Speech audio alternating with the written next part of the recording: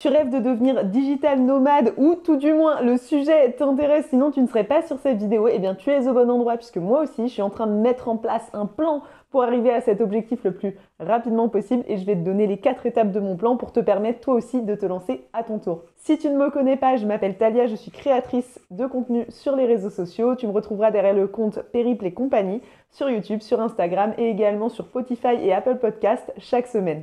Alors déjà, avant de rentrer dans les 4 étapes du plan, c'est quoi être digital nomade, histoire de recontextualiser un petit peu tout ça.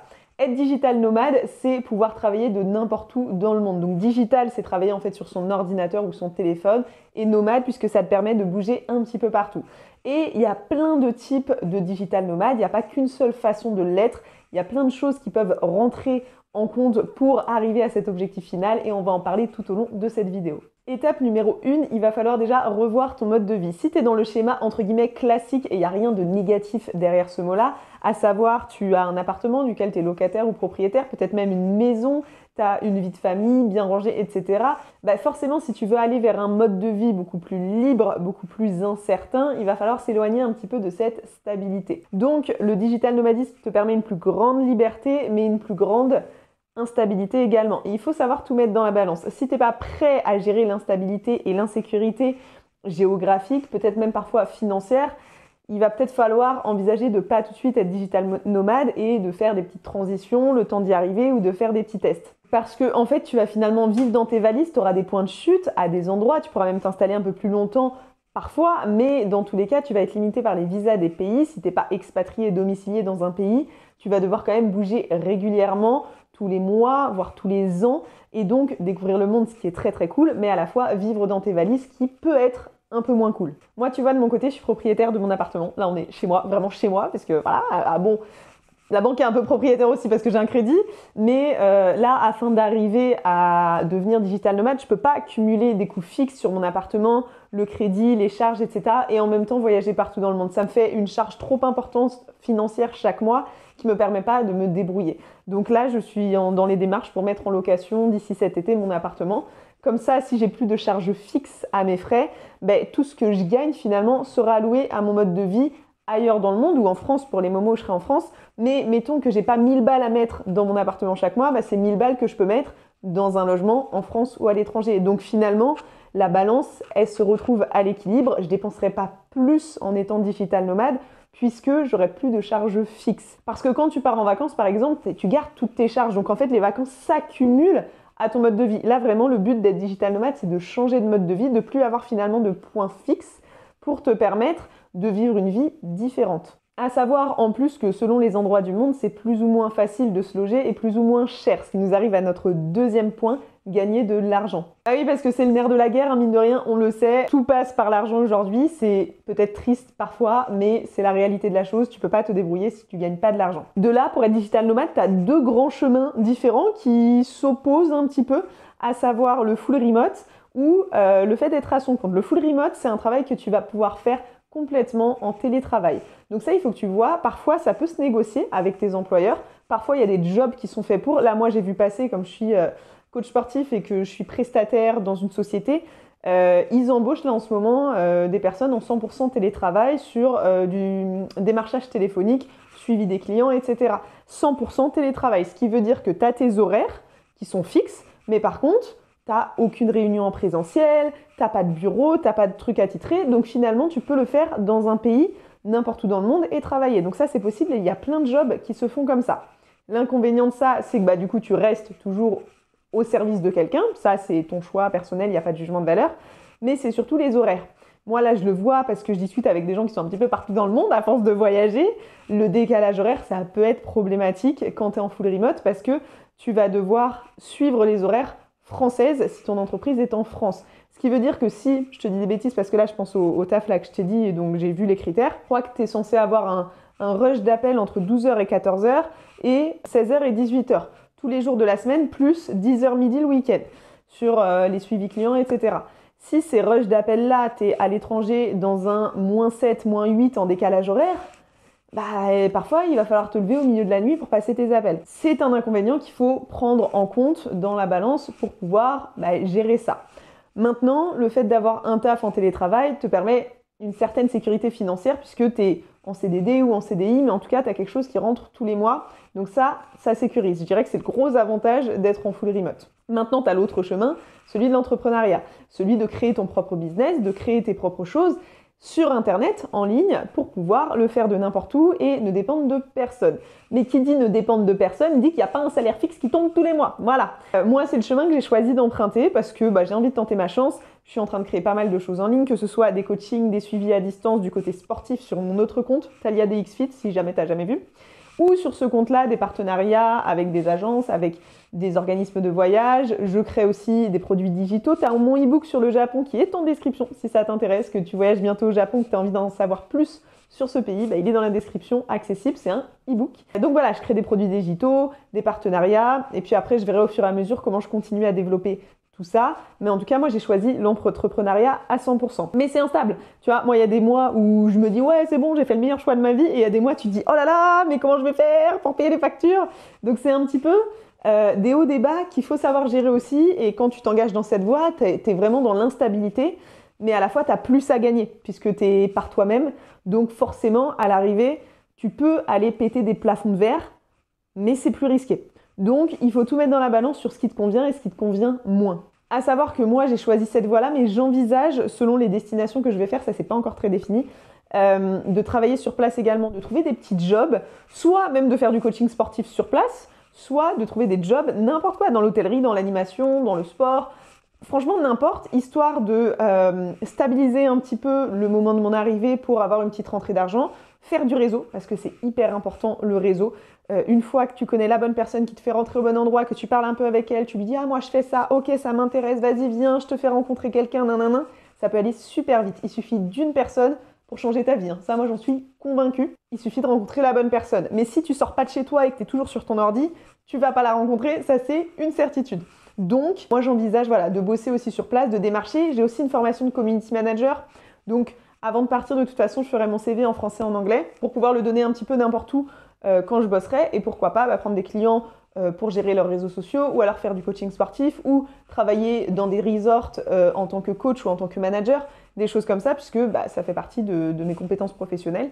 Et ça cherche. C'est des secteurs où ça cherche, même en CDD, tu vois, pas en CDI. En CDD, parce que ça m'intéresse pas d'avoir un CDI aujourd'hui, mais de faire 3 mois, par exemple, à un endroit pour commencer à voir un petit peu le pays, à s'acclimater, etc. Et se faire du réseau pour lancer tous mes bis-bis, quoi. Troisième point, justement, je te parlais de la destination qui n'est pas encore très définie de mon côté, c'est justement les pays et les destinations où tu vas aller, puisque le monde il est vaste, mais à la fois plus tu voyages, plus tu te dis waouh, le monde il est petit. J'ai croisé l'un de vous quand j'étais en vacances en Martinique, j'ai croisé certains d'entre vous au Japon, là je suis rentrée sur Cergy en région parisienne, il y en a qui habitent à Cergy, on va se rencontrer. Enfin en vrai, plus tu voyages, plus le monde il se rétrécit et il y a des connexions à faire partout. Donc je t'invite, c'est une invitation au voyage. Je me dis, pars voyager, fais ton meilleur vol, ton meilleur séjour, ça va être trop bien. J'ai plusieurs idées moi en tête des endroits où je veux aller, mais je me renseigne beaucoup sur tout ce qui est visa, tant sur place, ce que tu as le droit, ce que tu n'as pas le droit, parce qu'il faut savoir que souvent, en tant que citoyen français ou européen, il y a souvent, pas toujours, mais souvent une période de 3 mois dans les pays où tu as besoin de 0 visa, dans beaucoup de pays.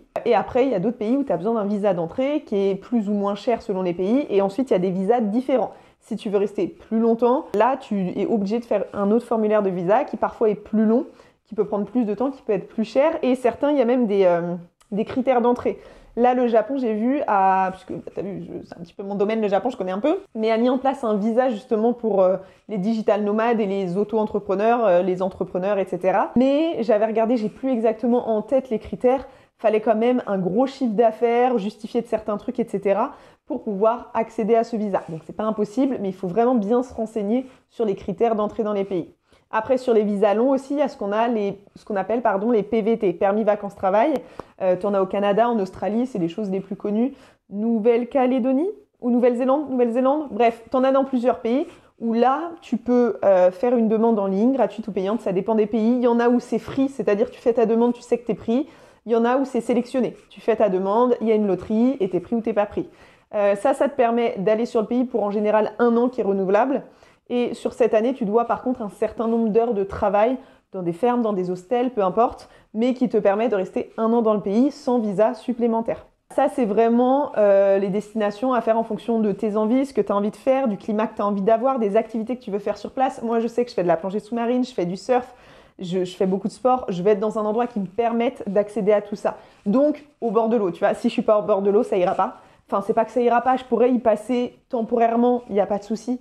Mais pour m'installer plus longtemps, j'ai besoin d'être au bord de l'eau. Ça fait partie des choses qui me ressourcent, tu vois. Moi, quand il y a de l'eau, je suis là en mode « Oh, waouh, je suis apaisée, je fly », tu sais. Moi, je sais que j'ai besoin d'eau, c'est mon élément, j'aime bien. Et je pourrais pas rester longtemps dans un endroit où j'ai pas l'océan, la mer à côté de moi. Ce serait compliqué. Et la chaleur, le soleil, parce que j'en ai marre de me geler et d'être sous la pluie en région parisienne. Donc ça aussi, ça fait partie de mes critères. Mais vraiment, là, c'est propre à chacun. Il faut regarder tout ça. Ensuite, il y a un autre truc qu'il faut regarder, c'est le coût de la vie. Parce que tu veux être les pieds dans l'eau et au soleil, tu peux l'être dans plein d'endroits du monde. Mais tous ne se valent pas. Un truc tout bête, je vais te prendre une fourchette très classique, tu gagnes 2 000 € par mois, avant impôt. Déjà, tu déclares, machin et tout. Il te reste, on va dire, 1 500 nets dans la poche. Ok, avec tes 1 500 nets, en France, déjà, ça peut être compliqué selon l'endroit où tu habites, etc. En région parisienne, quand tu es logé, si tu as un appartement, ça peut être un peu juste. Tu gagnes 1 500 € en Asie, tu es large. Voilà, c'est des choses qui sont à prendre en compte. T'as pas besoin de gagner 10 000 € par mois selon l'endroit où tu es dans le monde. Il y a des endroits où ça va être plus cher, il y a des endroits où ça va être moins cher et évidemment, c'est à prendre dans la balance. Pareil pour les habitudes alimentaires et la culture. Si t'es pas quelqu'un de spirituel ou si t'es pas quelqu'un qui mange, j'en sais rien, épicé, il y a peut-être des endroits dans le monde où il vaut mieux éviter d'aller parce que tout est basé autour de la spiritualité ou alors tout est basé autour d'une cuisine très épicée.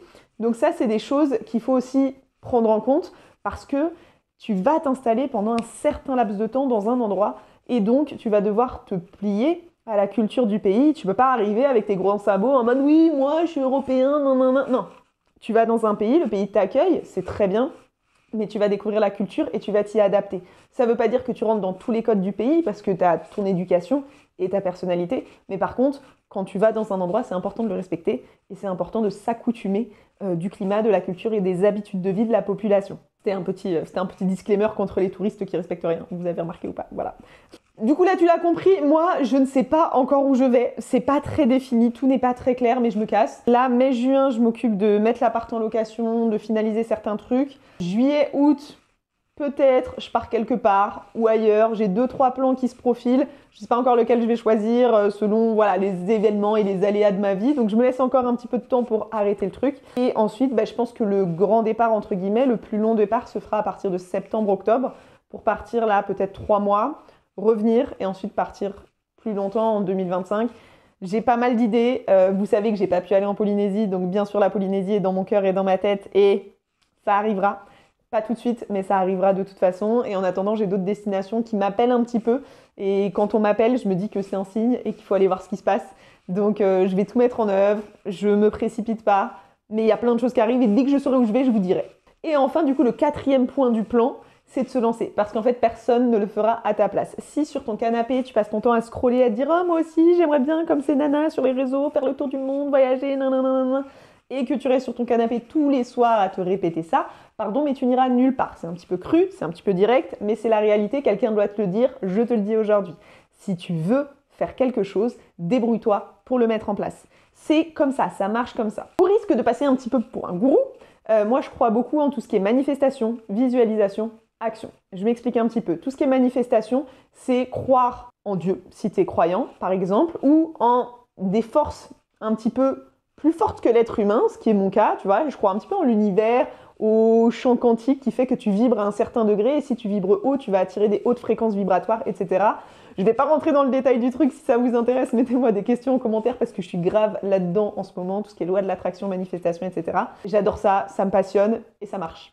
Donc je vais pas me priver de jouer un petit peu avec ma fréquence vibratoire pour attirer le meilleur dans ma vie. Voilà, le positif attire le positif, c'est une réalité. Donc ça, c'est tout ce qui est manifestation.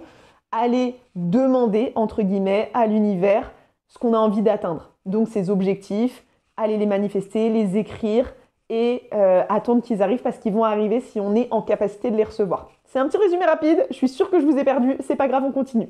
Deuxième chose, la visualisation. Une fois que tu as manifesté ce que tu voulais, visualise. Qu'est-ce que ça va t'apporter personnellement, comme émotion, comme ressenti? Pourquoi tu as envie d'avoir ces choses? Parce que vouloir, c'est bien, mais pourquoi? Tu sais, c'est comme les gens qui disent « je veux être riche ». Oui, mais riche, déjà, il y a riche et riche. Enfin, tu vois, il faut déjà définir à quel degré être riche et surtout, pourquoi tu veux cet argent? Tu veux de l'argent juste pour avoir 10 000 € sur ton compte en banque? Ou tu veux de l'argent pour voyager partout dans le monde, t'acheter une maison au bord de l'eau, gâter tes proches, faire ceci, faire cela, peu importe. Tu vois, il n'y a pas de bonne ou de mauvaise raison. Si, il y a clairement des mauvaises raisons. Mais nous, on est bienveillants ici, donc il n'y a que des bonnes raisons, ok? Mais si tu veux de l'argent, il faut que tu définisses le pourquoi et que tu te visualises avoir cet argent et ce que tu en ferais. Parce que du coup, en fait, ton cerveau va se dire « Ok, bah en fait c'est possible, donc je vais mettre en place des choses pour que ce soit possible. » Et évidemment, tout ça, c'est pas magique. Après, il faut passer à l'action. Et c'est pour ça que je te disais que le 4e point, c'est de se lancer.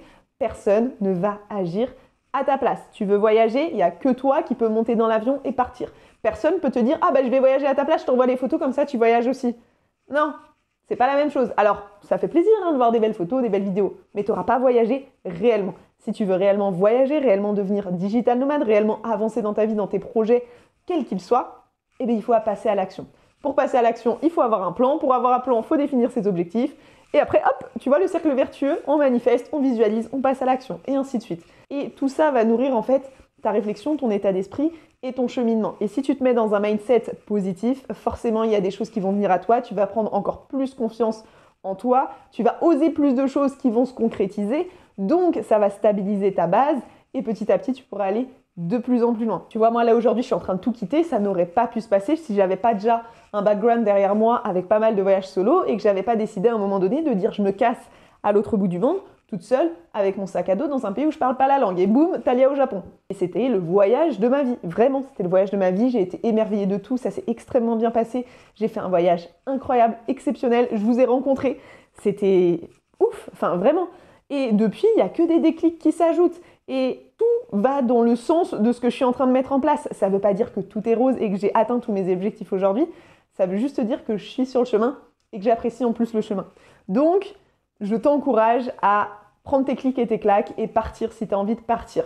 Prendre le temps de mettre en place les choses parce qu'il ne faut pas non plus agir sur un coup de tête et se cramer et se griller en fait, mais à la fois, il faut agir. Donc, il ne faut pas laisser trop de temps, passer à l'action parce qu'encore une fois, si tu ne passes pas à l'action, personne ne passera à l'action pour toi. Si tu as des rêves, c'est à toi d'aller les chercher, tu vois, ils ne vont pas se réaliser tout seuls. Donc, si on récapitule un petit peu les 4 étapes du plan pour devenir digital nomade, 1, c'est de prendre conscience du mode de vie et voir s'il est adapté pour toi. Étape numéro 1, parce que tu peux pas être à la fois digital nomade et pas digital nomade, tu vois. Dans ce cas-là, tu trouves une autre alternative.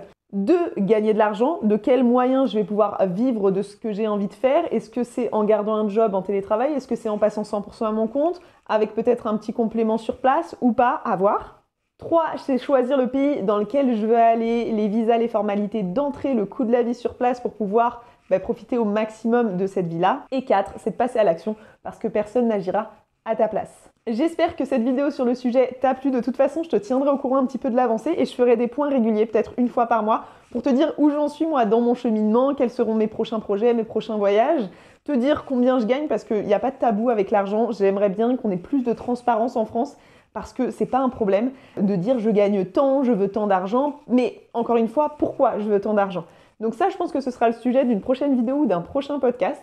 Si tu ne me suis pas encore, retrouve-moi sur Instagram, sur mon podcast, sur YouTube, tu t'abonnes. On a déjà passé la barre des 1000 abonnés. On s'approche des critères de la monétisation YouTube. Quand on aura la monétisation, on sort le champagne. Mais en tout cas, on a déjà passé les 1000 abonnés et on est presque à la moitié des vues. Parce qu'en fait, il y a 2 critères pour la monétisation YouTube. Tu dois atteindre 1000 abonnés et ensuite, tu dois faire 4000 heures de vues cumulées sur tes vidéos. On approche des 2000 heures de vues.